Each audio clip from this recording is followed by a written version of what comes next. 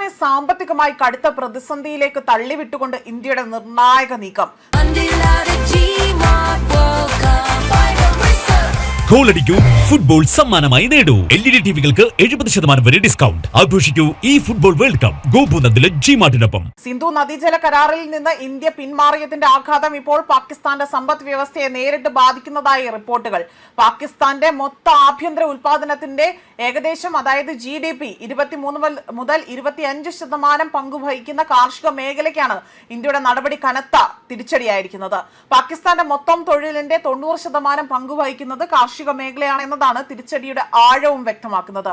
അതേപോലെ സിന്ധ് നദീജലത്തിലെ അതായത് ഈ ജലസംഭരണിയിലെ വെള്ളത്തിന്റെ അളവ് ഗുരുതരമായ വിധം താഴുകയാണ്. സിന്ധിലെ നോർത്ത് വെസ്റ്റ് കനാലിൽ വെള്ളത്തിന്റെ അളവ് ആവശ്യമായതിനേക്കാൾ 64.1% കുറഞ്ഞുവെന്നും പാകിസ്ഥാനി മാധ്യമങ്ങളാണ് ഇക്കാര്യങ്ങൾ പുറത്തുവിട്ടിരിക്കുന്നത്.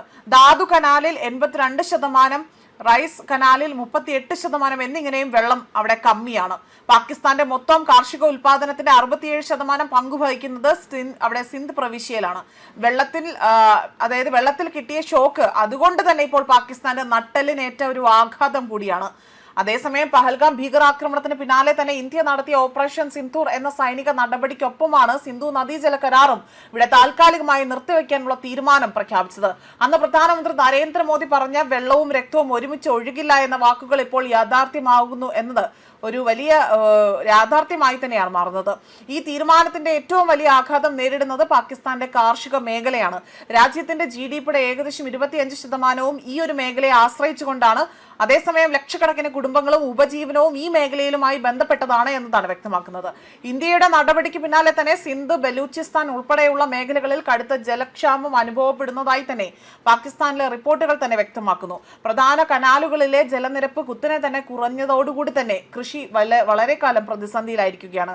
സിന്ധ് പ്രവിശ്യയിലെ നിരവധി ജലസേചന കനാലുകളിൽ ആവശ്യമായ അളവിനേക്കാൾ വലിയ കുറവാണ് രേഖപ്പെടുത്തുന്നത്. ഇതിനിടെ തന്നെ ഇന്ത്യയുടെ നടപടി യുദ്ധപ്രഖ്യാപനത്തിന് തുല്യമാണ് എന്ന് ആരോപിച്ചുകൊണ്ട് പാകിസ്ഥാൻ രംഗത്ത് വന്നു. പാകിസ്ഥാൻ കാലാവസ്ഥാ വ്യതിയാന മന്ത്രി മുസാദ് മാലിക് തങ്ങളുടെ വെള്ളത്തിൽ ആരെങ്കിലും കൈവച്ചാൽ കൈവെട്ടുമെന്ന ഒരു കടുത്ത മുന്നറിയിപ്പ് നൽകിയിരുന്നു. രാജ്യത്തെ ജനങ്ങളുടെ വലിയൊരു വിഭാഗം സിന്ധു നദീജലത്തെ ആശ്രയിച്ചാണ് ജീവിക്കുന്നതെന്നും അദ്ദേഹം വ്യക്തമാക്കിയിരുന്നു.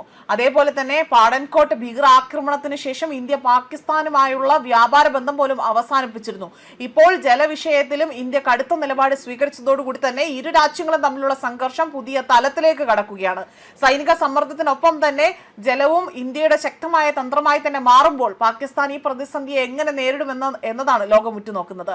സിന്ധു നദീജല കരാറിൽ നിന്ന് പിന്മാറിയ ഇന്ത്യയുടെ നടപടി യുദ്ധപ്രഖ്യാപനത്തിന് തുല്യമാണ് എന്നതാണ് രാജ്യാന്തര വേദികളിൽ അടക്കം ഇപ്പോൾ പാകിസ്ഥാനി മന്ത്രിമാർ വാദിക്കുന്നത്. പാകിസ്ഥാന്റെ കുടിവെള്ള പൈപ്പ് പൂട്ടാനാകട്ടെ അയൽ രാജ്യത്തെ പ്രധാനമന്ത്രി ശ്രമിക്കുകയാണ് എന്നും ഞങ്ങൾ സംരക്ഷിക്കുമെന്നും ആരെങ്കിലും ഞങ്ങളുടെ വെള്ളത്തിൽ തൊട്ടാൽ ആ കൈ വെട്ടുമെന്നതായിരുന്നു പാകിസ്ഥാൻ കാലാവസ്ഥാ വ്യതിയാന വകുപ്പ് മന്ത്രിയായ മുസാദ് മാലിക് ഇവിടെ കഴിഞ്ഞ ദിവസം നടത്തിയ ശക്തമായ ഒരു വെല്ലുവിളി. അതോടൊപ്പം തന്നെ ഇപ്പോൾ ജനസംഖ്യയുടെ 40 മുതൽ 50% വരെയും ആശ്രയിച്ചിരിക്കുന്നത് സിന്ധു നദീജലത്തെയാണ് എന്നും അന്ന് വ്യക്തമാക്കുകയും ചെയ്തതാണ്. അതോടൊപ്പമാണ് ഇത്തരത്തിൽ $120 കോടി ആയിരുന്ന അതായത് ഏകദേശം ഈ ഒരു ഉഭയകക്ഷി വ്യാപാരം പോലും അവിടെ ഉണ്ടാവുകയും ഇപ്പോൾ പാകിസ്ഥാൻ ആകട്ടെ ഇന്ത്യയുമായി പൂർണ്ണമായും ഈ വ്യാപാര ബന്ധം പോലും നിർത്തിവെക്കേണ്ട ഒരു അവസ്ഥ പോലും ഉണ്ടായിരിക്കുകയാണ്. ന്യൂസ് ഡെസ്ക് കർമ്മ ന്യൂസ്.